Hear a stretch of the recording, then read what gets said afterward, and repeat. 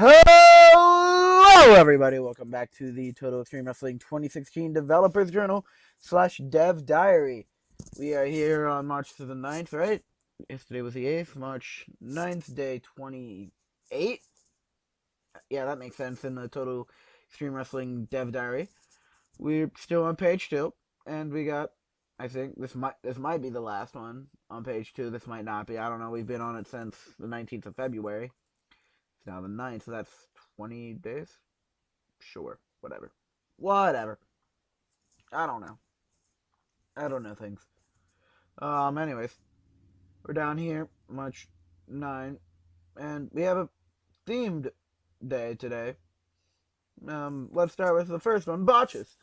Previously, the safety skill didn't really do much in the game. To rectify this, the game now introduces botched moves.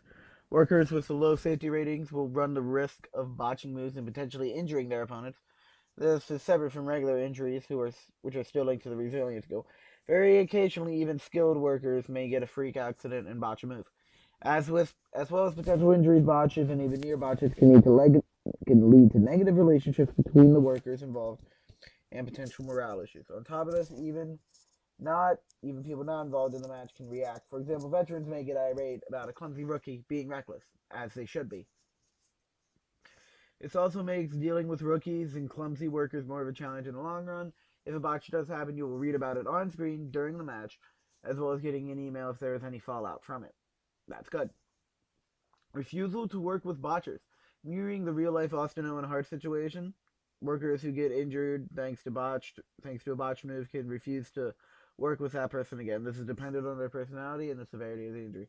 Okay, so just a quick tangent here.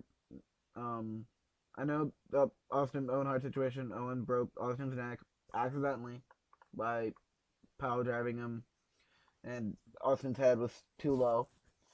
I didn't know that Austin refused to work with him afterwards, which, upon reading this the first time, made me think that really, really hurt Owen's career.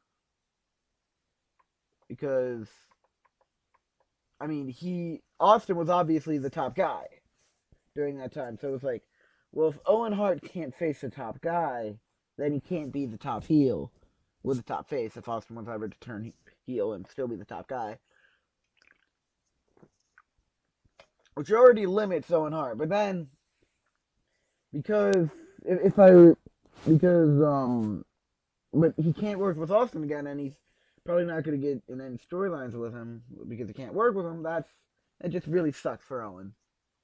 Both in a like, okay, now I've broken a man's neck and I have to deal with that sort of thing, and now the man I broke his neck has rightfully, I mean, he did break his neck, albeit an accident, said he doesn't want to work with me again, and that has put a cap on my career essentially. Which is just a shame for Owen Hart. Like I like Owen Hart. I feel like maybe in the 1990 when Brett left, Owen Hart could have really turned face and been like the hot babyface fire, going up to Vince and being like, "By God, you screwed over my brother. I want revenge." For some reason, Owen Hart is no longer Canadian. He is Southern. Okay, let's stop there before I get too crazy.